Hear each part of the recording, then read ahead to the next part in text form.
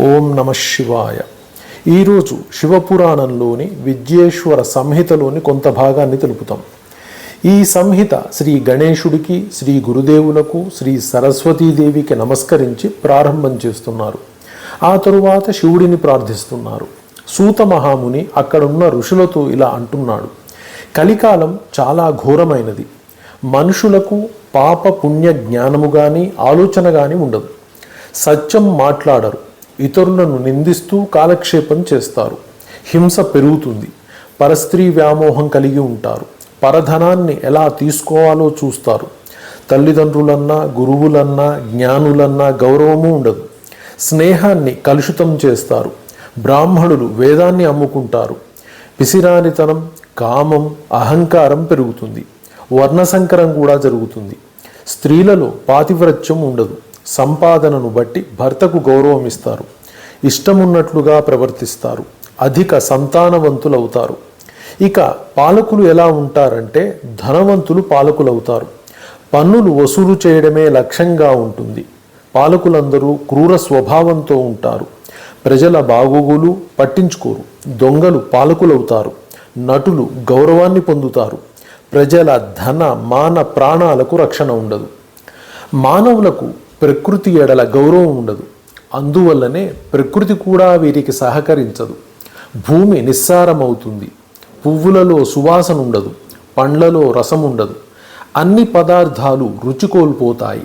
పాలలో జిడ్డు కూడా ఉండదు అని సూతుడు చెప్పి వీటన్నింటికి సులభ పరిష్కారము చెబుతాను వినండి అని అన్నాడు. ఓ ఋషులారా, మీకు శివ మహాపురాణమును తెలియజేస్తున్నాను వినండి అని ఇలా చెప్పాడు. శివపురాణం తెలియనంత వరకే లోకంలో పాపాలు ప్రబలి ఉంటాయి. శివపురాణం చదవటం కానీ వినటం కానీ చేయడం వల్ల మరణ భయం కూడా తొలగిపోతుంది. లక్ష్మీదేవి సంపూర్ణ అనుగ్రహం కలుగుతుంది. సమస్త వేద శాస్త్ర పురాణ ఇతిహాస మంత్ర తంత్ర జప తప ధ్యాన యోగాదులలో ఉండే జ్ఞానము యొక్క స్వరూపమే శివపురాణము. ఈ శివపురాణం ఒక అమృత భాండము. శివపురాణము ఇంట్లో ఉంటే చాలు ఆ మనిషి అమృతుడవుతాడు. ఒక్క శ్లోకం పఠించినా కూడా సర్వదేవతా ఫలం లభిస్తుంది. అంటే సర్వదేవతలను పూజించిన ఫలం లభిస్తుంది. ఎవరైతే శివపురాణాన్ని చతుర్దశి నాడు ఉపవాసముండి చదువుతారో, చెబుతారో, వింటారో వారికి గాయత్రి మంత్రం చదివినంత ఫలం కూడా వస్తుంది. కురుక్షేత్రము, గయా, ప్రయాగ పుణ్యక్షేత్రాలలో తన బరువు బంగారాన్ని వ్యాస భగవానుడికి దానం చేయటం వల్ల వచ్చే పుణ్యఫలం కంటే కూడా ఎక్కువ పుణ్యం లభిస్తుంది. ఇందులోని రుద్ర సంహితను అహర్నిశలు గానం చేస్తే దేవతలు కూడా వారి ఆజ్ఞ కోసం వేచి ఉంటారని చెప్పబడింది.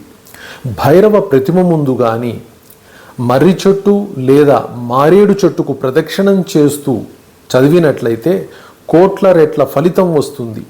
రుద్ర సంహిత నాశనం చెయ్యని పాపముండదు అని చెప్పబడింది. ఈ రుద్ర సంహితను శివుడు కుమారస్వామికి ఇవ్వటం వల్ల ఆయన జ్ఞానమూర్తి అయ్యాడు అని తెలిపారు. మనిషి తనకు తెలియకుండా కూడా ఎన్నో పాపాలు చేస్తాడు. అందువల్ల కనీసం వినడం వల్ల ఈ పాపాలన్నీ నశిస్తాయి. చివరకు రుద్రలోకం చేరుతారు. ఈ విధంగా సూత మహర్షి అక్కడున్న ఋషులతో శివపురాణ మహిమ గురించి తెలియజేశారు. ఓం నమ శివాయ.